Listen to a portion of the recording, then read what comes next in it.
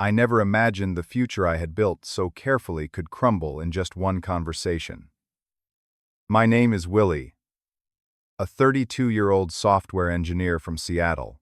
For 3 years, Sarah and I had what I thought was a perfect relationship, culminating in a beautiful engagement, a dream home, and exciting wedding plans. Then came her request for a break, to reconnect with her ex-boyfriend. The shock nearly broke me, but what it actually broke was the spell I was under. Let me know where you are watching from, and if you have ever faced betrayal like this, hit that like and subscribe button before I tell you how I sold our house and disappeared from her life forever. I met Sarah 4 years ago at a tech conference in Seattle. I was presenting a panel on software development, and she was attending as a marketing executive for a tech company. Our eyes locked across the crowded conference hall during the networking mixer, and something just clicked between us. We ended up talking for hours at the hotel bar, discussing everything from our career ambitions to our shared love of hiking the Pacific Northwest trails. She was beautiful, intelligent, and seemed genuinely interested in everything I had to say. Our first date was at a small coffee shop in Pike Place Market, where we spent the entire afternoon talking and laughing. I learned she was originally from Portland, but had moved to Seattle for her career 5 years earlier. From there, our relationship progressed naturally as we discovered more shared interests. Weekends were spent exploring Seattle's vibrant food scene or hiking nearby trails when the weather permitted. About 2 months into dating, Sarah opened up about her past relationships. She mentioned a significant 5-year relationship with a guy named Jason that had ended about a year before we met. According to Sarah, Jason had been offered a job opportunity in Chicago that was too good to pass up, but neither of them wanted a long-distance relationship. She assured me that chapter of her life was completely closed, and I had no reason to doubt her. Over the next 3 years, our relationship deepened in ways I had never experienced before. My career was flourishing as I moved up to lead developer at my company while Sarah continued to excel in her marketing role, eventually becoming the director of marketing. We complemented each other perfectly, both ambitious in our careers but always making time for our relationship. We celebrated our first anniversary with a trip to Hawaii, where we spent a week enjoying the beaches of Maui. For our second anniversary, we explored the culture and food of Mexico City. Every experience together only confirmed what I already knew: I had found the woman I wanted to spend my life with. After 18 months together, we decided to move in, renting a 2-bedroom apartment in a trendy Seattle neighborhood. Living together was an easy transition. We already knew each other's habits and quirks, and our daily routines meshed well. Seeing Sarah every morning and every night felt right, like the most natural thing in the world. As our 3-year anniversary approached, I knew it was time to take the next step. I planned an elaborate proposal during a surprise weekend trip to Napa Valley. After a day of wine tasting at exclusive vineyards, I arranged a private sunset dinner overlooking the valley. When I got down on one knee and presented the ring, a 1.5-carat diamond I had selected with the help of her best friend Megan, Sarah burst into tears of joy. Her immediate yes was followed by a flurry of phone calls to family and friends to share our news.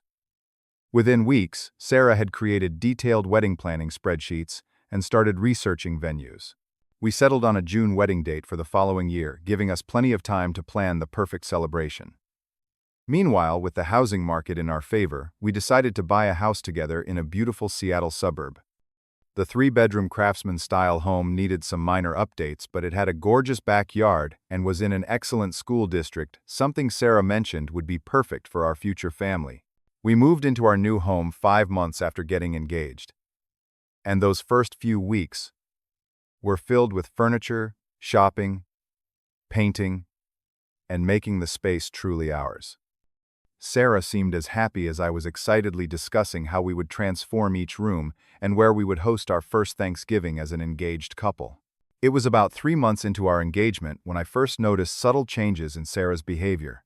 She became increasingly attached to her phone, often stepping out of the room to take calls or smiling at text messages she would quickly hide if I walked by.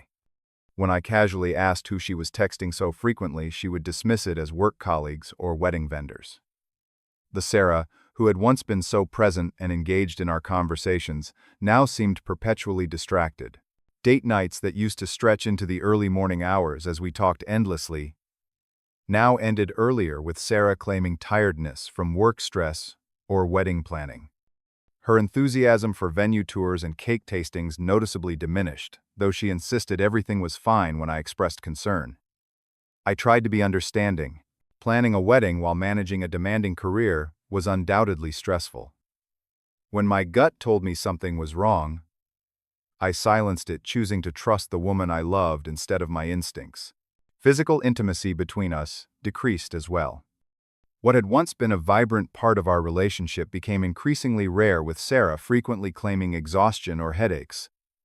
Again, I attributed this to the stress of our busy lives and tried to be patient. Our engagement party, hosted by my parents at a local restaurant, should have been a joyous celebration, but even my friends noticed Sarah seemed distant. My best friend Mark pulled me aside to ask if everything was okay between us. I defended Sarah, explaining the pressure she was under. But his concerned expression stayed with me. One evening, I came home early from work and overheard Sarah on the phone in our backyard. Her voice had a warmth and excitement I had not heard directed at me in weeks. When she saw me, she quickly ended the call, claiming it was her mother. Something in her expression made me doubt her explanation, but I pushed the feeling aside. I trusted Sarah, and I refused to be the jealous, suspicious fiancé. How I wish I had paid attention to these warning signs. It was a Tuesday evening when everything fell apart.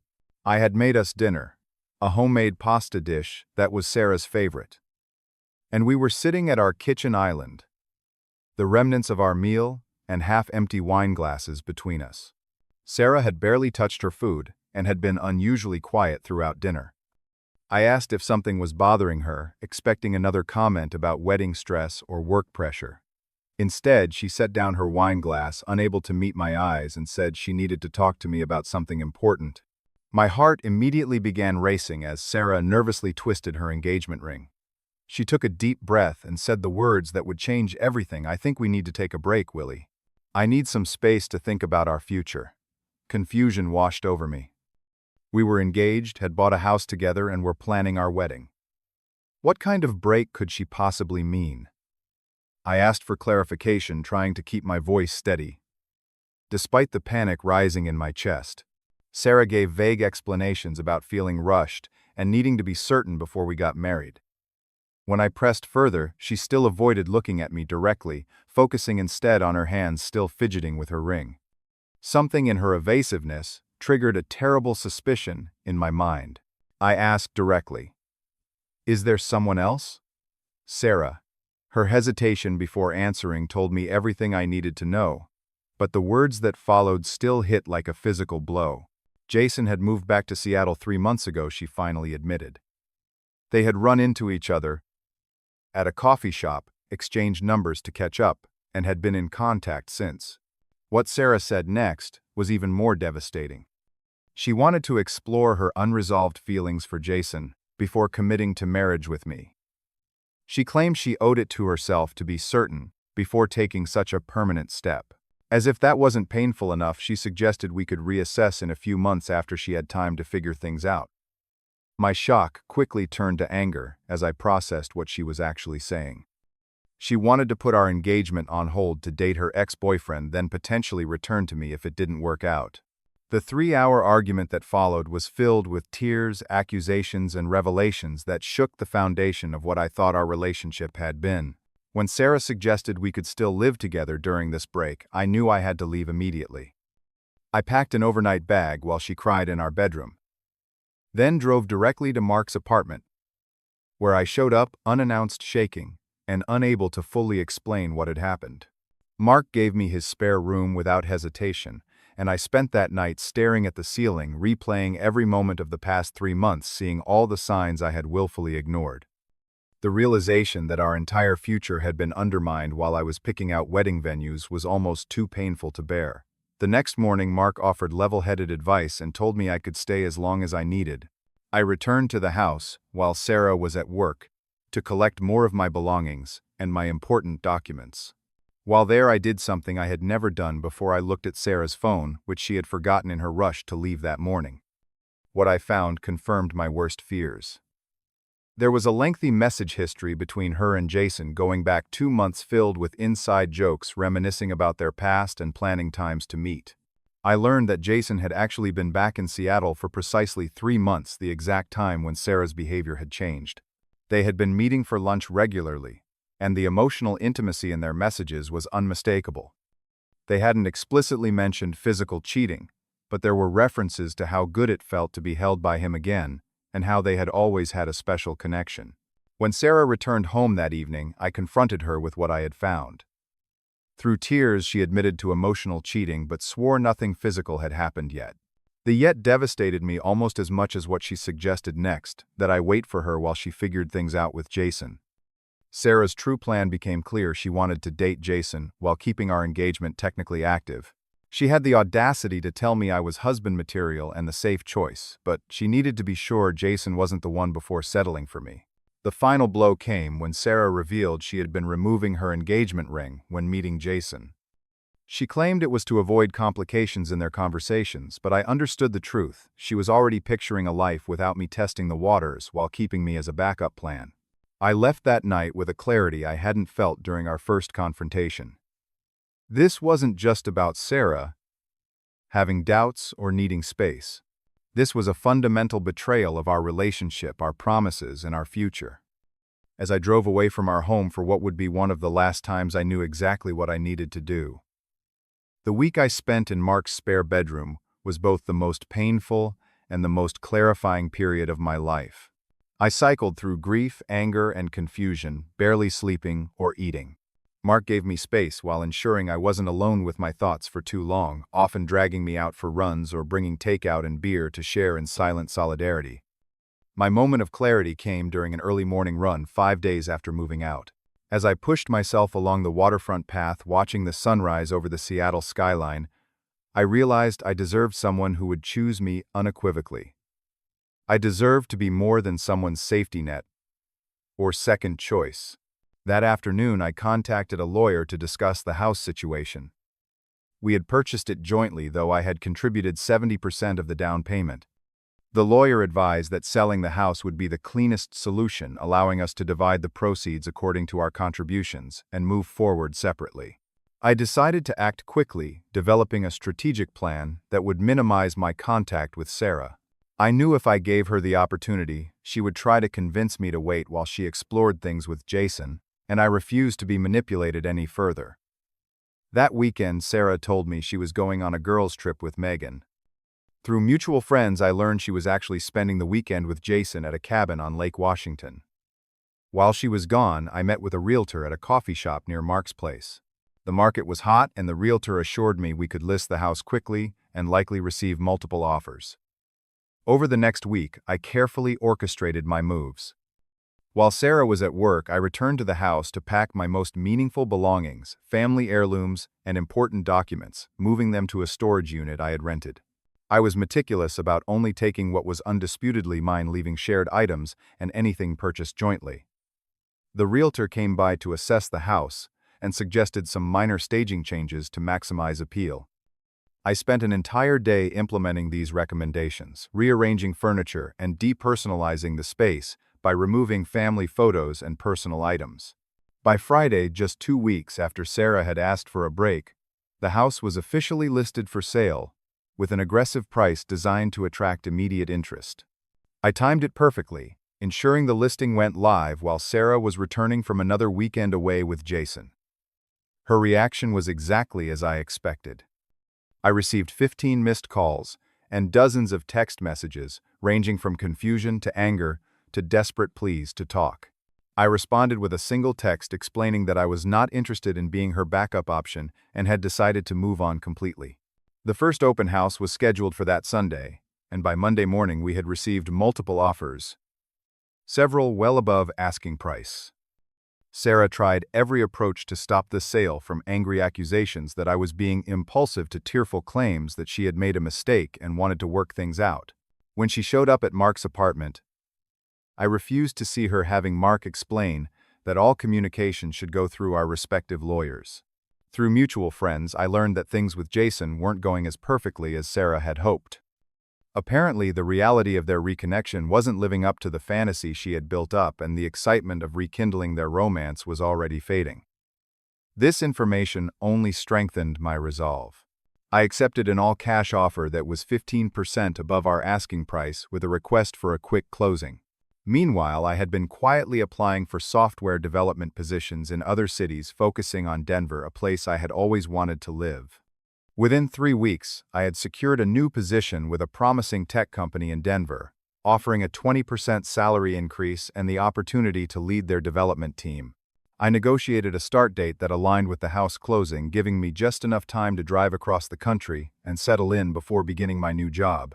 As the closing date approached, Sarah's attempts to reconcile intensified.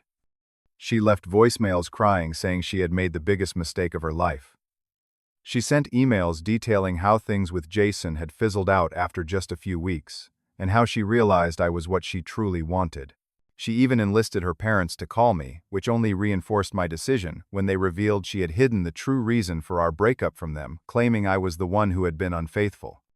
The final meeting at the lawyer's office for the closing paperwork was the only time I saw Sarah in person during this process. She arrived looking exhausted, her eyes red from crying.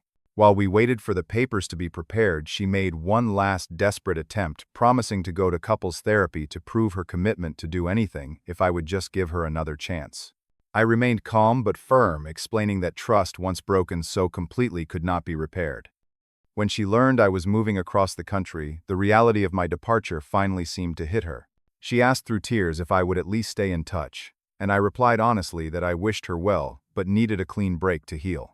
The money from the house sale was divided according to our contributions, with me receiving 70% and Sarah 30%. The day after closing, I loaded my car with the few possessions I hadn't sold or stored and began the drive to Denver, telling only Mark my destination and extracting a promise that he wouldn't share it with Sarah or our mutual friends until I was ready. As I crossed the state line, leaving Washington behind, I felt a strange mixture of grief and freedom. The life I had planned was gone, but a new one, entirely of my choosing, lay ahead. It has been 6 months since I arrived in Denver and started rebuilding my life. Finding an apartment was my first priority. A modern one-bedroom, in a lively neighborhood with mountain views, that remind me daily of the fresh start I have been given. My new job has been challenging in all the right ways, keeping my mind occupied during the day and giving me a sense of purpose and accomplishment. The first few months were admittedly lonely. Despite the logical certainty that I had made the right decision, there were nights I questioned everything, wondering if I had been too hasty or too proud to consider reconciliation. On those nights, I would reread the text messages I had found between Sarah and Jason, reminding myself of the betrayal that had brought me here. Mark has been my lifeline to my old world, calling regularly to check in and occasionally updating me on Seattle happenings. He told me that Sarah and Jason officially ended things just 2 months after I left.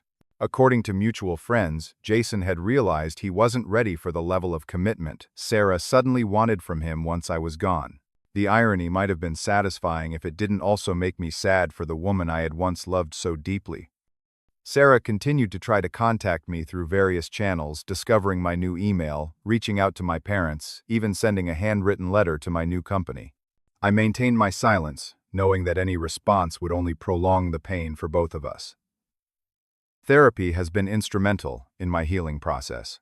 My therapist helped me recognize that while Sarah's betrayal was not my fault, there had been warning signs I chose to ignore. I learned to process the anger and grief without letting it harden me against trust or love in the future. Slowly, I began building a new social circle in Denver.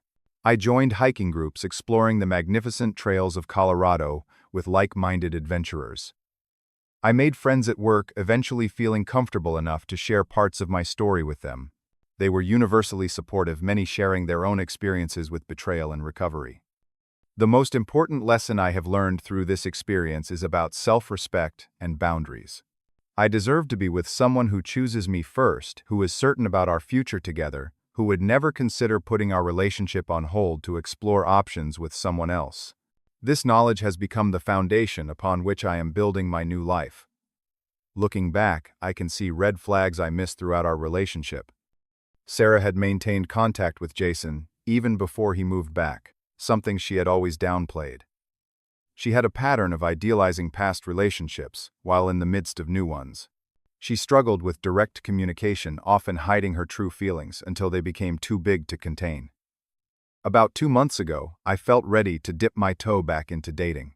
I have met someone wonderful, a pediatric nurse named Amanda who enjoys hiking as much as I do. We are taking things extremely slowly with clear, honest communication every step of the way. I have been upfront about my past experience, and she has been nothing but understanding and patient. This painful chapter in my life taught me more about myself than I ever could have learned otherwise. I discovered my own strength, my capacity for decisive action, and my ability to rebuild from scratch. While I would never wish such betrayal on anyone, I am grateful for the growth it forced upon me. If you have ever been someone's second choice or backup plan, please know that you deserve more. Whether your partner is explicit about it like Sarah was, or whether it is more subtle, you deserve someone who chooses you enthusiastically and consistently every single day.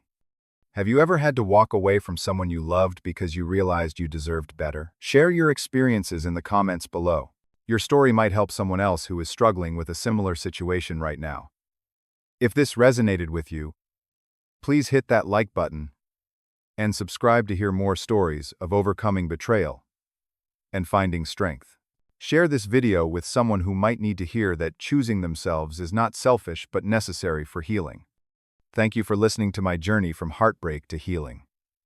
Remember, sometimes the end of what you thought was your future is actually the beginning of a much better one. Wishing you the courage to demand the love and respect you truly deserve.